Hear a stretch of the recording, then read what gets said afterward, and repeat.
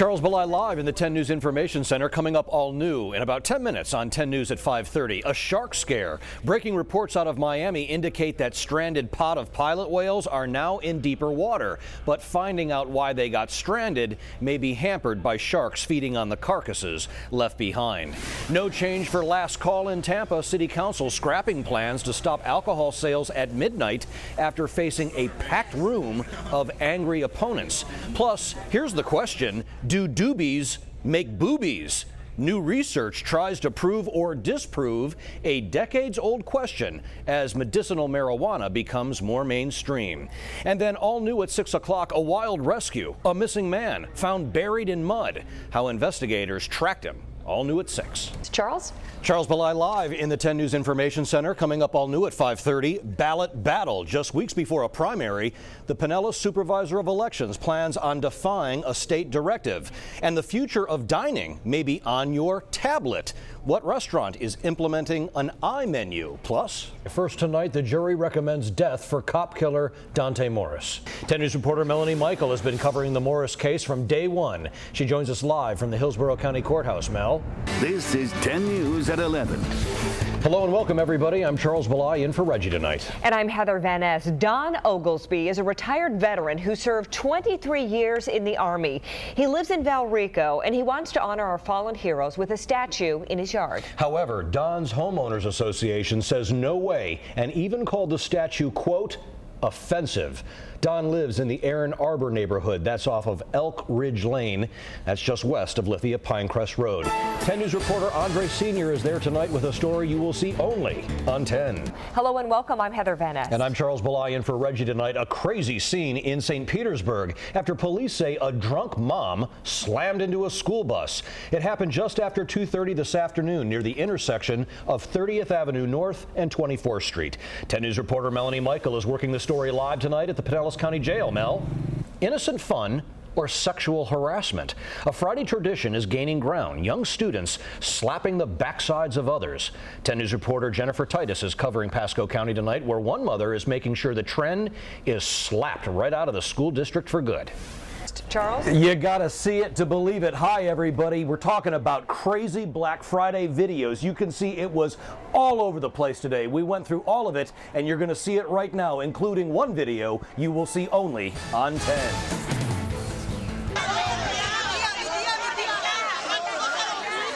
The mayhem starting outside before the doors even opened. Thousands pushing and shoving for the best position.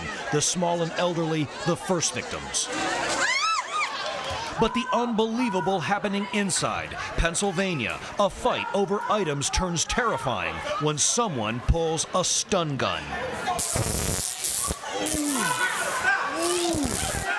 Fistfights breaking out at a Walmart in Texas. Cops body slamming this woman who goes berserk for a TV. Georgia, store employees overwhelmed and trampled as they try and control the crowd. It turns into a frenzy of body parts, grasping and snatching at items. Here, what must be seen to be believed, a mass of bodies clamoring for Xboxes, some even lifting their shopping carts off the floor to get out. Missouri, a free-for-all for hard drives. Cops called in to control an out-of-control crowd. Back it up! Back it up! North Carolina, pure adrenaline when a man hears screaming for help. He hurls people off of his wife, who's buried in bodies. Chicago, a war zone after cops unload rounds of ammo on a shoplifter trying to flee in his car, dragging an officer with him. He was dragging the cop around the parking lot. And here in Tampa, a 10 News exclusive. Keep your phone out my face here. You just witnessed what cops call battery. Tampa resident Bill Crowell videotaping a woman who was behaving badly at the Walmart in New Tampa. After hurling anti-gay insults at customers, she turns her rage to Crowell, who is videotaping the whole thing. Yeah, police, no. Police. Hold on. No. I'm not going to be hit like that. Okay, so here is the casualty count for 2013. 1 man dead, 13 others injured. One of them stabbed, one of them shot, and the rest trampled. Live in the Satellite Center tonight, I'm Charles Billi, 10 News. Good evening, everybody. When this all got started, this neighborhood was on high alert. 80,000 killer bees on the loose. As the sun sets, police block the streets and residents head indoors, fearing a dangerous situation as a massive hive of Africanized bees is removed. Earlier, the bees turned their rage on 2 dogs and a woman trying to help them. There was a frantic female running around in the front yard in the street, covering herself with a shirt. Bees swarming around her. She yelled towards the front yard. We saw 2 dogs down, unconscious. The dogs suffered thousands of stings. A man who didn't want to be identified said they were neighborhood strays he would feed. He found 1 dog dead in the street, the other barely alive, as Sky 10 hovered above. Just basically, helpless. Couldn't do nothing, couldn't get up, couldn't get away. I mean, it was sad. No one knew, but the bees had formed a hive inside the attic to this dilapidated house that neighbors have reported several times as a nuisance. Junk litters the front yard and is packed up to the windows inside, the owner oblivious. And we didn't even know they were there, because we don't stay on that side of the house. The bee eviction doesn't take long. Residents relieved. Thank God it was 2 dogs and not 2 children. So here's the strange rap. According to the experts, they didn't kill the 80,000 bees in the attic. They set out poison for the worker bees to feed to the queen, and before she was even finished chewing, she was dead. Then the bees fly away to look for another hive. There's no danger here.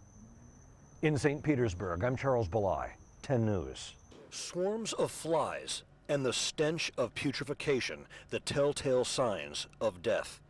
Inside this St. Petersburg home, a lurid scene, discovered by a neighbor who smelled it, and horror does have a face. This is what the neighbor found. A large Great Dane decomposing on the floor of the living room. The scene is ghastly. The dog already reduced to a pool of liquid and covered by maggots.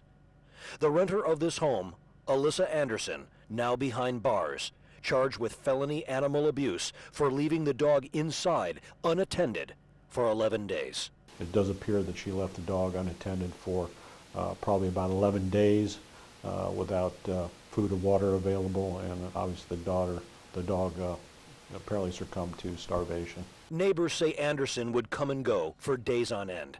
They would hear the dog bark incessantly all hours of the day and night. Over the past week, again, they heard the barking. But in the later days, the barks changed to yelps in what were its last desperate cries for help. Then, the barking stopped. I'm disturbed by it. I'm very disturbed. Indeed, I'm disturbed. It was an awful thing to do. There was no sense behind any of this. Dog went through needless agony for no good reason. They come from every direction, on bike, on horseback, on foot. Cops moving in, prepared for the final protest march on the RNC. Ground zero is Gaslight Park, and the path leading there is Franklin Street. In the rain they walk, arm in arm, hand in hand, a mass of humanity, mocking Mitt Romney and what they call GOP greed. We're here to celebrate the incredible rain of money that is here for us, the 1%. We're here to say that we love Mitt Romney, that we think the poor ought to pay more taxes. And the middle class, of course. And the middle class. As the crowd grows, costumes and masks, signs and drums signal the arrival of Mitt Romney's effigy. For the king of the 1%. More than 100 protesters are joined by dozens of curious, concerned, and concealed. They got the NSA, the CIA, the FBI. I can't even walk down the street here without a helicopter following me. In the middle of Gaslight Park, they gather in a circle and chant, disgusted by corporate greed and the lack of jobs. They file out to hit the street one last time, followed closely by a line of police. One final push through the host city, the RNC in Tampa, is history. Tampa in the national spotlight yet again, and the Lion Taco is the reason why. These guys saw it on the news and came here to try it. One Lion Taco. It tastes like steak. $38. Like filet mignon. So it tastes good? Yeah. But some people are boiling mad. The business even receiving death threats. We had some people saying that they were going to come and rape and kill our employee. We had bomb threats, fire threats, threats with guns, bats, you know, you name it, kidnapping. And then somebody came in here and physically got into it. Yes, someone came in and threw a couple of punches. Big Cat Rescue here in Hillsborough County, just one place voicing its disapproval. To cut them up and turn them into tacos is just as wrong as anything could possibly be. But Taco Fusion, quick to point out all their exotic meat comes from a licensed and regulated distributor. It's safe, fresh, and most importantly, legal. People are eating this everywhere all over the world, and now we're trying to bring it to Tampa Bay. Customers we talk to say it's a free country. If it was illegal, it would be a different story, but then again, that wouldn't be on the menu if it was. I think it's silly to lose control like people are right now. Come on, Kevin. Come on, bro. You didn't go to the gym for no reason. Get up here. Come on. How many times do you think I can ride this before I barf? Woo! Ladies don't come with a skirt on. Woo! That vibrates. Where are you going? Chicken on a stick. It's all fresh. As fresh as you. Here's the next one. Fun Factory, the only one in the world. You're fine? Yeah, I'm good. And this is my very first face painting. I don't believe him. I just don't. Oh my God, Kevin, she's painting half my face. Oh, this is the rod I was telling you about, the Himalaya. This is my favorite. Toe thongs. So how much cotton candy will you make? 780 animals in there, not including the stuffed animals. I found one that looks like Reggie. Ooh. Don't quit your day job. You can get your day job.